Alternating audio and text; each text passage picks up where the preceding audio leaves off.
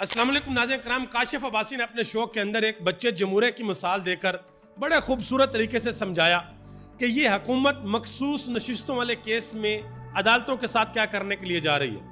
और specially supreme court of Pakistan के जो 11 जजेस हैं जिन्होंने टेक्निकली पाकिस्तान तहरीक इंसाफ के हक में फैसला सुनाया है कि वो नशिस्तें इमरान खान की पार्टी की हैं, और फैसले के अंदर ये लिखा है कि पाकिस्तान तहरीक इंसाफ थी और पाकिस्तान तहरीक इंसाफ है।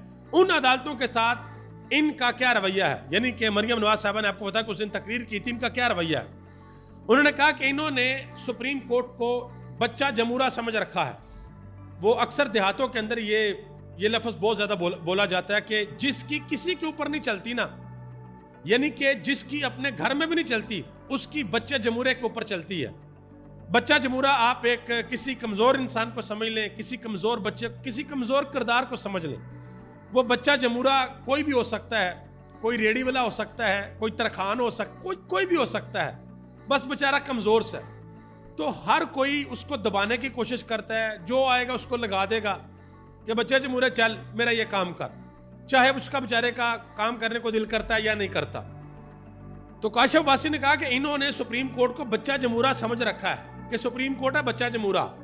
हम कह देंगे कि नहीं, हम आहनी हाथों से निपटेंगे, हम ऐसा नहीं करने देंगे, ये हुकूमत 5 साल पूरे करेगी।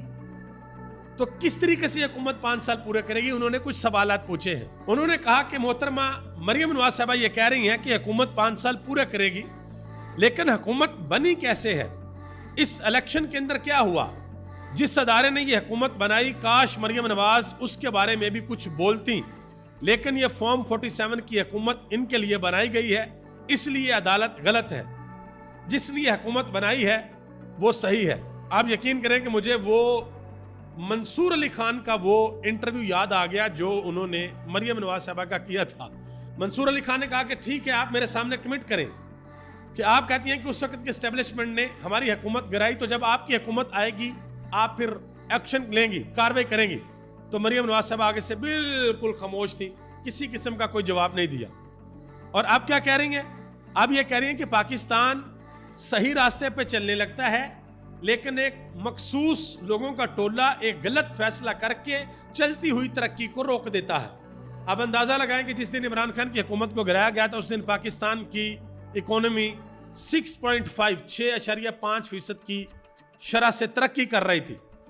और ये नंबर्स, ये फिगर्स इमरान खान की हुकूमत के नहीं हैं, उस वक्त की पीडीएम हुकूमत के हैं। उन्होंने आके जो हमारे मुल्क का अदारा शुमारियात है, उन्होंने ये नंबर्स जारी किए थे।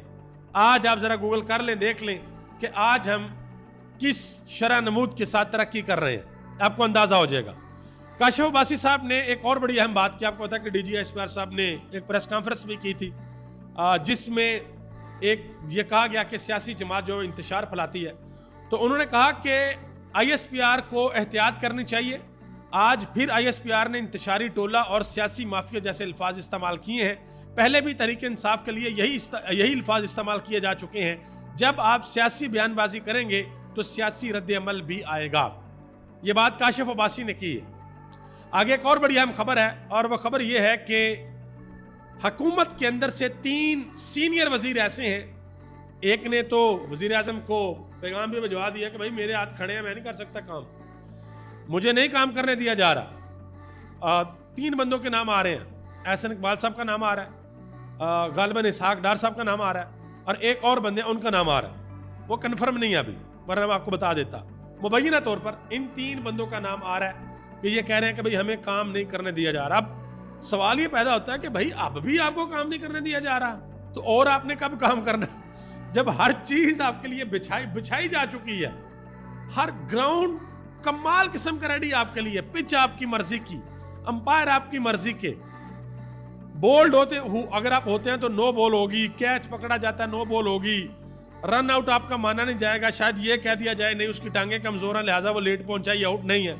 मतलब आपको हर सहूलत दी गई है, और फिर भी आप ये कहते हैं कि नहीं जी हम काम नहीं कर सकते क्योंकि हमें काम नहीं करने दिया जा रहा।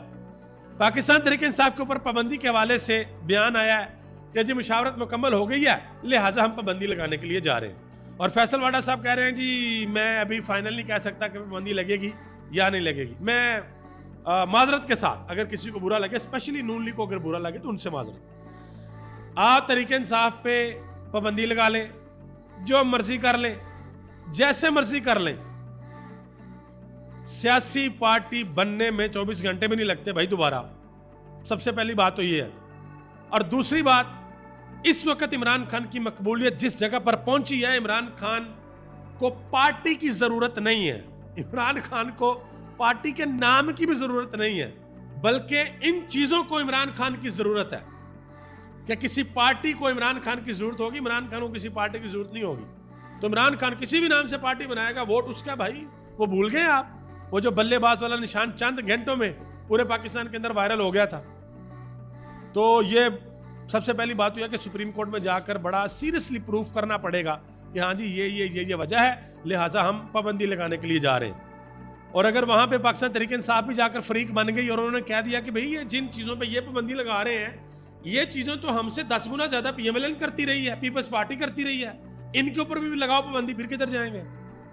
तो ये एक बड़ा सीरियस इशू है। देखते हैं कि इसके ऊपर क्या होती है। फाइनल फैसला सुप्रीम कोर्ट करेगी, फाइनल फैसला सुप्रीम कोर्ट करेगी, जहां पर इस वक्त बज़ाहरन, बल्कि एक केस में तो पता भी लग गया, बाकी अक्सरियत इज्जत माब काजी फैसला साहब के पास नहीं है। आप सबका बहुत बहुत शुक्रिया। पाकिस्तान जिंदाबाद, पाकिस्तान के अवाम और पाकिस्तान के इदारे।